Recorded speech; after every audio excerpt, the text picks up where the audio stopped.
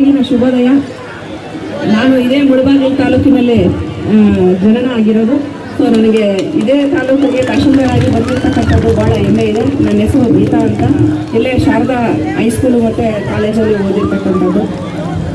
ವೇದಿಕೆಯ ಮೇಲೆ ಉಪಸ್ಥಿತರಿರ್ತಕ್ಕಂಥ ಸನ್ಮಾನ್ಯ ಶ್ರೀ ಸಮೃದ್ಧಿ ಮಂಜುನಾಥ್ರವರೇ ಮತ್ತು ಮುಖ್ಯ ಅತಿಥಿಗಳಾಗಿ ಆಗಮಿಸಿರ್ತಕ್ಕಂಥ ಶ್ರೀ ಮಲ್ಲೇಶ್ ಬಾಬುರವರೇ, ಮಾನ್ಯ ಸಂಸದರು ಮತ್ತು ಕೋಲಾರ ಲೋಕಸಭಾ ಕ್ಷೇತ್ರ.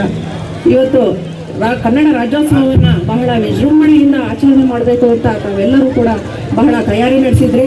ಸೊ ಮಳೆ ಬರುವ ಪ್ರಯುಕ್ತ ಇದನ್ನು ಭಾಳ ಸರಳವಾಗಿಯೇ ಬೇಗನೆ ಆದಷ್ಟು ಬೇಗ ನಾವು ಇದನ್ನು ಮುಗಿಸ್ಬೇಕಾಗಿದೆ.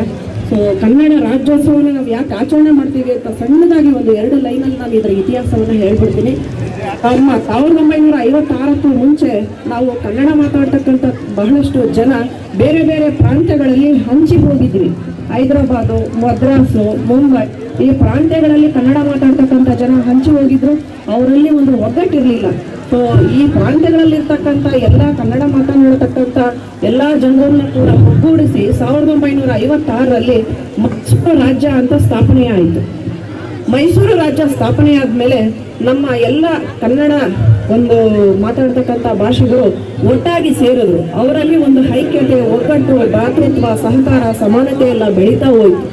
ಮೈಸೂರು ರಾಜ್ಯ ಅನ್ನೋದು 1973ರಲ್ಲಿ ಕರ್ನಾಟಕ ರಾಜ್ಯ ಅಂತ ಜನ್ಮ ತಾಳಿತು. ಸೊ ದೇವರಾಜ್ ಅರಸು ಮುಖ್ಯಮಂತ್ರಿಗಳಾಗಿದ್ದಾಗ ಬಹಳ ಶ್ರಮಪಟ್ಟು ಈ ಕರ್ನಾಟಕ ಅನ್ನೋ ಒಂದು ಹೆಸರನ್ನ ನಾಮಕರಣ ಮಾಡಿದ್ರು. ಅದು ನವೆಂಬರ್ 1ನೇ ತಾರೀಕು ಮಾಡಿದ್ರಿಂದ ನಾವು ಅಂದಿನಿಂದ ಕೂಡ ನವೆಂಬರ್ 1 ಕನ್ನಡ ರಾಜ್ಯೋತ್ಸವವನ್ನಾಗಿ ಆಚರಣೆ ಮಾಡ್ತಾ ಬಂದಿದ್ದೀವಿ. ಸೊ ಆ ಹೋರಾಟಗಾರರು ಬಹಳಷ್ಟು ಶ್ರಮಪಟ್ಟು ನಮ್ಮ ಒಂದು ರಾಜ್ಯವನ್ನ, ಕನ್ನಡಿಗರನ್ನೆಲ್ಲ ಒಗ್ಗೂಡಿಸಿ ಒಂದು ರಾಜ್ಯವನ್ನ ಇದು ಮಾಡೋದಕ್ಕೆ ಬಹಳಷ್ಟು ಶ್ರಮ ಪಟ್ಟಿರ್ತಾರೆ. ಸೊ ಆ ಮಹನೀಯರನ್ನೆಲ್ಲರನ್ನೂ ಕೂಡ ನಾವಿವತ್ತು ಸ್ಮರಣೆ ಮಾಡಬೇಕಾಗಿದೆ.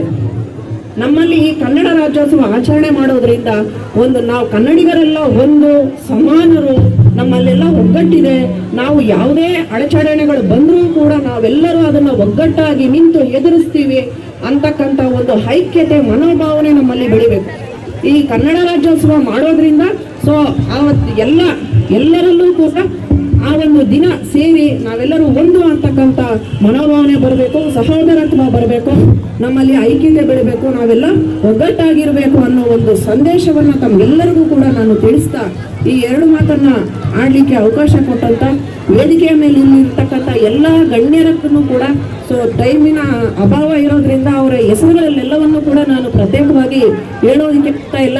ದಯವಿಟ್ಟು ಕ್ಷಮೆ ಇರಲಿ. ತಾವೆಲ್ಲರೂ ಕೂಡ ನನಗೆ ಈ 1-2 ಮಾತಾಡೋದಕ್ಕೆ ಅವಕಾಶ ಮಾಡಿಕೊಟ್ಟಿದ್ದೀರಾ. ಜೈ ಹಿಂದ್, ಜೈ ಕರ್ನಾಟಕ ಮಾತೆ.